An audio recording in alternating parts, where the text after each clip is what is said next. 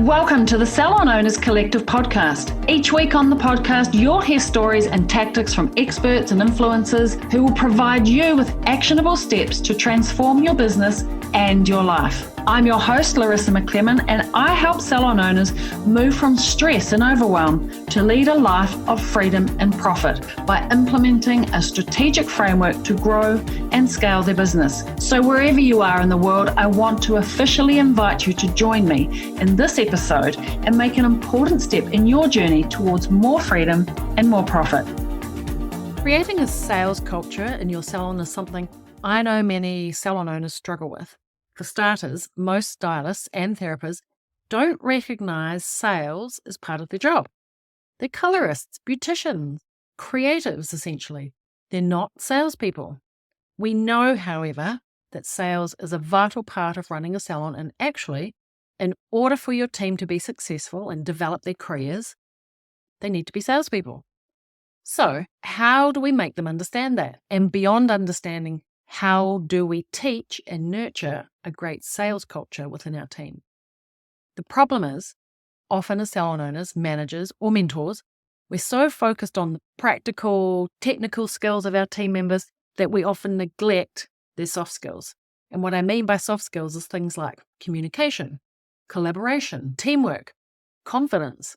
These skills are the backbone of sales and key skills that contribute to a really positive sales culture. And the way to establish and maintain the standard for soft skills among your team is through workshops. Now, just to be clear, I'm talking about workshops, not technical training. Both are important. And in this episode of the Salon Owners Collective podcast, I'm bringing you a really valuable snippet of one of our Salon Mastery coaching calls where we discuss the importance of running soft skill-based workshops with your team and how to implement them to create a winning sales culture and ultimately increase your sales in your salon. Plus, we discuss the trick to reframing sales in your salon to get your team comfortable, confident, and motivated when it comes to sales. Because I know they're often not, because it is their job to sell. Whether that's an upgrade, a product recommendation, or a rebooking, sales is part of their job description. Let's dive in. Have you run workshops before, per se, workshops? No.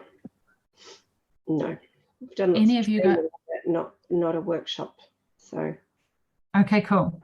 And if you ran a workshop, what would you say, forget the workshop just per se, what would you be super happy with the outcome of that? Like, what would you like your team to be able to do at the end?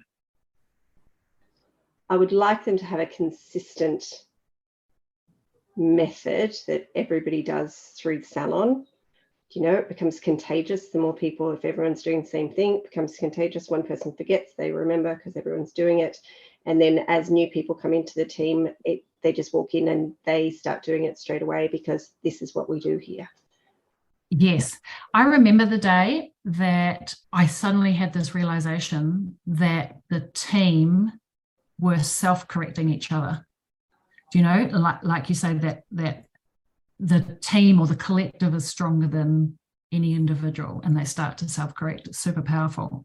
Yeah. And so I think Greta has put the link to A-grade performance workshops.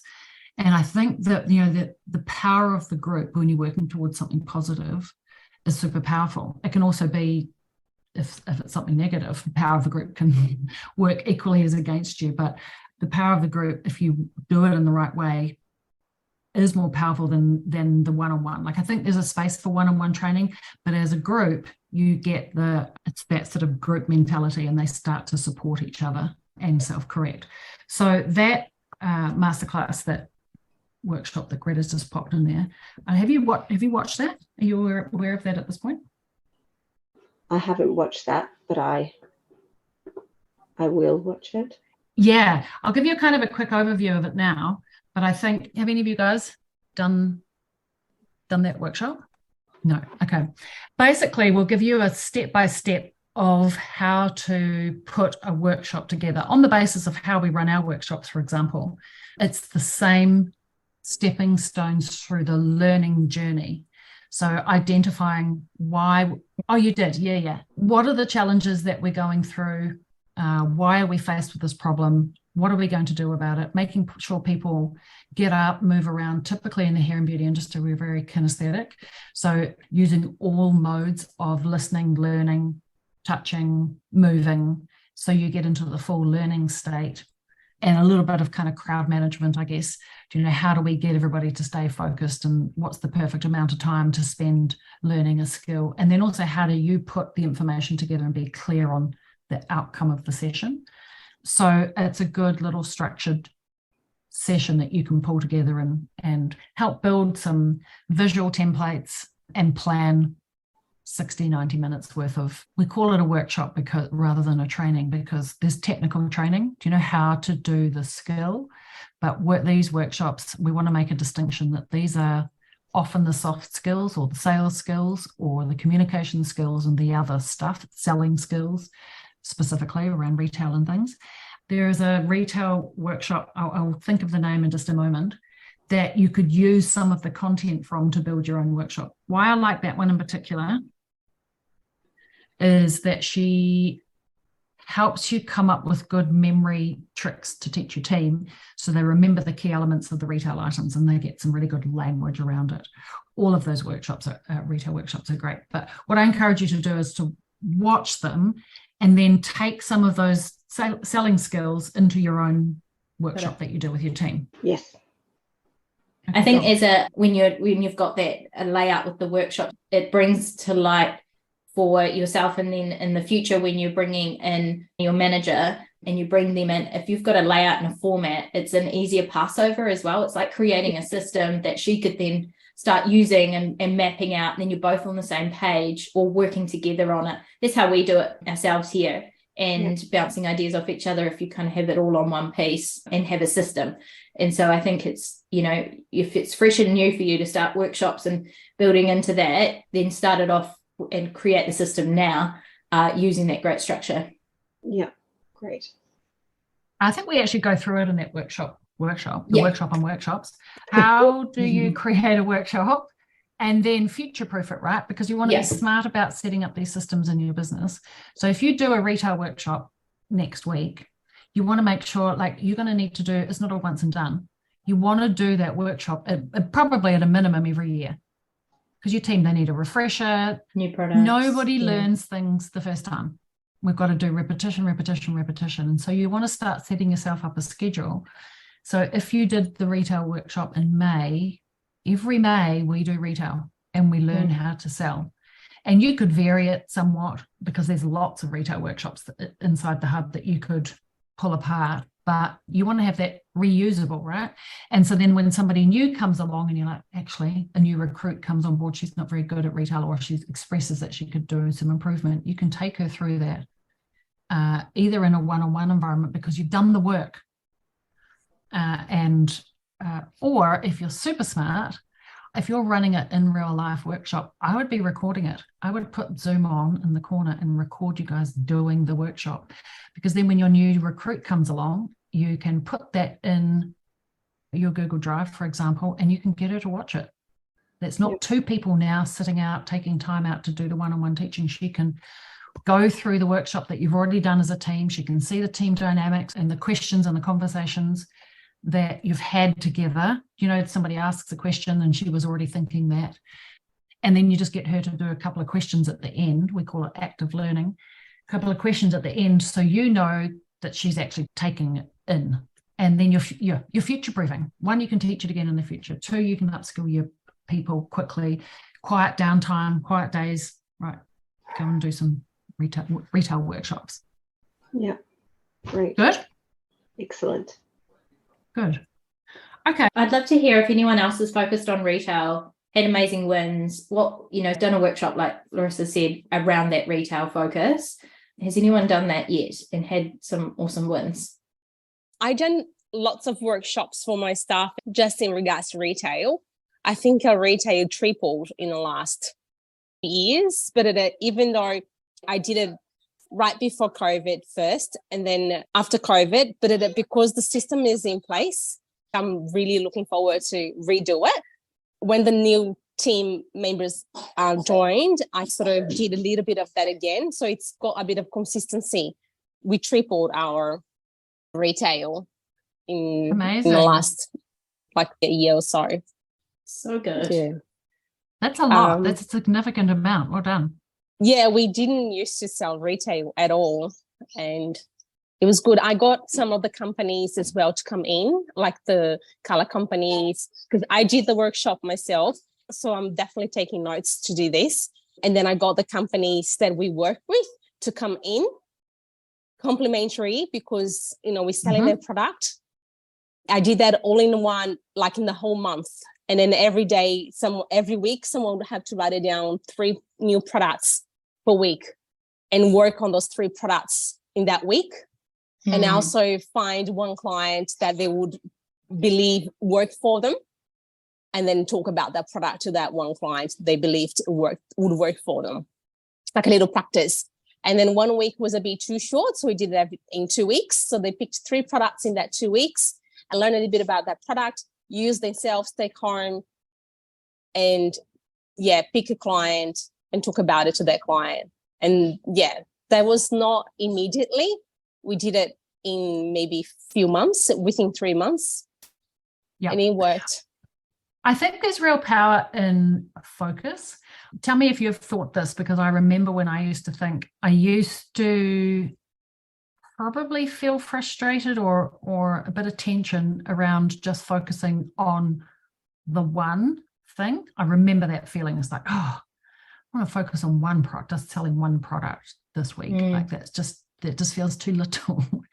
But my manager actually, she kind of was like, come on, Larissa, here's Jane, she's selling 0. Just get her to sell 1. I was wanting her to sell like 5. Or I'd wanted to talk about the shampoo and the conditioner and the styling product, like, not because I wanted a big impact.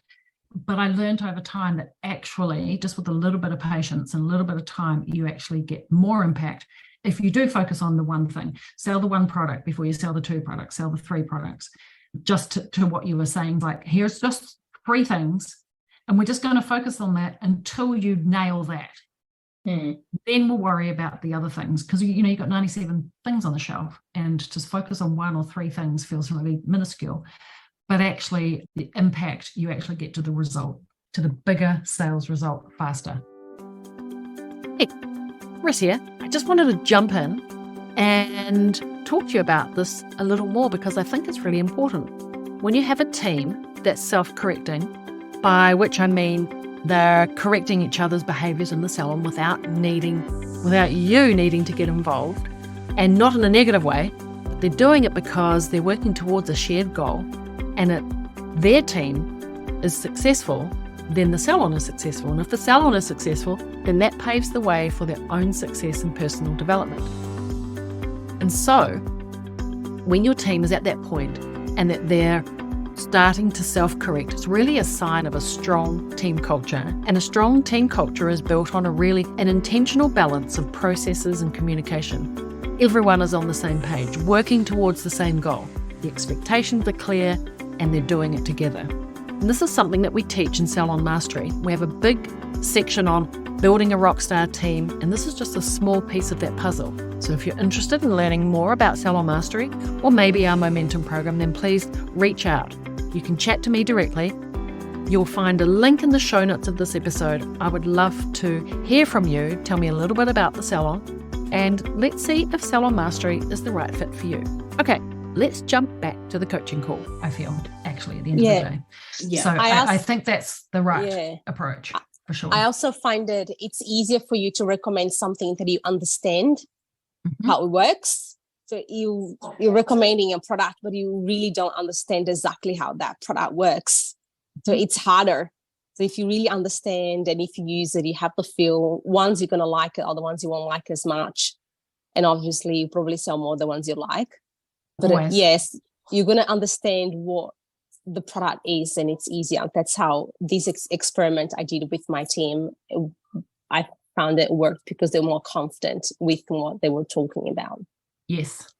Yep, for sure. Taking an item off the shelf, and the girls had to ask yes or no answer to guess what product was in the box. I love that. It's really cool. 1, it's fun, and 2, you're getting you're having to decipher through the different benefits and features of the product. I think that's pretty cool. It's very clever. A fun way of doing it too. It's like, make it fun, keep it fun, makes it more interesting for them. Yeah, for sure. I think too many people are fearful of being salespeople. And so we get all very serious about it. So keeping it fun and light and focused on the outcome for the client, for sure. I used to change that language as well, Larissa, like around we need to sell this many or sell 3 products, recommend 3 products. I just want you to recommend 3 products a day. And that change from sell to recommend, all of a sudden that team member has this sense of confidence to, the weight's off my shoulders to sell it. I'm recommending it, but actually by them recommending it, they get the sale. They get that win from the client because the client hears why they need it because they're recommending it. So I think it's just that flip of language sometimes can really make a turn with your team. Then it's just a numbers game, actually. I hate to compare salons and McDonald's, but the old, do you want fries with that? That's a numbers game. They know that every 10 times they ask, 3 will say yes. And so when you think about recommending, if you recommended to 100% of your clients and they got the recommendation, there'll be a number of people that take the purchase just purely out of a numbers game. That number will be different for everybody, obviously. It's usually around 30%, but it could be as high as 60, depending on the scripting and the language that you use. All right. Do you have some tools? Yes, I do have some tools. Amazing. Yeah, definitely. All right, good. Yeah, I'll watch those 2 videos, but I really like that box one as well. I'm not sure about the chat, but that's fun and it'll get everybody active in the workshop that we do as well, rather than all sitting there. Sometimes they feeling awkward. A bit like stubbed mullets. So if I can get them all involved, that would be really fun. Yeah, for sure. I love it. All right. You kind of are on the game of sales too, right? Anything else separate specifically that we can support you with on sales, or do you have a few things up your sleeve? I guess we bring retail into our huddles a little bit, like we were doing, everyone go and grab a product off the shelf, and then we kind of ran it for about a week. That was quite handy, just to get everyone focused and maybe try and get a product that you don't know about much, and then try and bring it to the team so that everyone's aware of how to use it, what it retails for, who it works best on, like which hair type. But not trying to make it sound sales pitchy or anything like that, just trying to like educate your team, because some of the girls that we do have weren't familiar with the product range, so it's kind of nice for them to feel confident with the team. That's kind of what we've done, AG, in the past, which has worked quite well with getting the girls' knowledge up, trying to get them to sell 3 retail products, just grabbing 3 retail products, putting it in front of the client, just saying, this is what I used on you today. And it's literally just asking them a question, right? Like it's, do you need anything today when they leave? Yeah. To see what they need, I guess. But if you think about making the biggest impact on your sales in terms of your key performance indicators, where does the focus need to be for you guys? Retail at the moment. Yeah, it's retail too. Yeah. Okay, cool. We were just talking about having like an incentive or something for the next week or couple of weeks to get our focus back. We probably should watch that video that you've just put that link up for. We can go over it tomorrow. Yeah, that will be good. That one's really good for some language, or like getting some kind of key points for, benefits, features, and getting some elevator pitch, like each product has its own little script. This is what I say about this one, and getting it sort of salesy. The tell me, don't sell me is that recommendation piece, the one that Greta mentioned before. I like that one for reframing, and it's actually something you could put on in front of your team in a team meeting, like bring your laptop and run it for them and then discuss the workshop afterwards, because it does that reframing of I don't want to be salesy, and the recommendation that Greta was just talking about, and just getting, so 1 gives them the language, and 2 kind of, I guess it kind of language again, but in a different way. And so that one, if you're feeling some tension around team members that don't want to sell, that one is definitely a good one. And that's a wrap. I thought that was a really valuable conversation and I really wanted to share it with you all. Workshops are super invaluable when it comes to building a sales culture in your team. And you've heard just now how valuable they can be from the horse's mouth. The power of workshops to create a collaborative environment with a shared goal is something that can't be underestimated in the salon. Not only this, but we use workshops to future-proof the sales process in your salon. We're all about working smarter and not harder. Am I right? And then one of the most valuable parts of that conversation, I think, was around reframing sales, the sales culture in the salon by changing the language from selling to recommending. Such a great tip from our Salon Mastery coach, Coach Greta. And she shared how to overcome that hesitance that so many salon owners get from their team when it comes to sales, because it is their job to sell. More importantly, it's their job to educate their clients and give them the information that they need to make discussions that will result ultimately in better overall client experiences and build that lasting trust. They're the experts, and it's time they start acting like it. Am I right? As you would have heard in the coaching call, we have dozens of done-for-you workshops in the Salon Mastery Hub, covering a range of different soft skills, sales techniques. So if you're interested in getting your hands on those, then let's chat. I'd love to hear more about your salon and your team and maybe see if Salon Mastery or maybe the Momentum program is a good fit for you. Otherwise, same time, same place on the podcast next week. Ciao for now. Thanks for joining me on another episode of the podcast. Tune in every week as I reveal the latest insights and advice on what it takes to truly master your inner salon CEO and master your salon success. Subscribe to the Salon Owners Collective podcast on iTunes or Spotify, or visit us online at www.salonownerscollective.com. But make sure to join me in my Facebook group for answers to common questions and much, much more. Thanks for listening, and I look forward to tuning in with you again next week.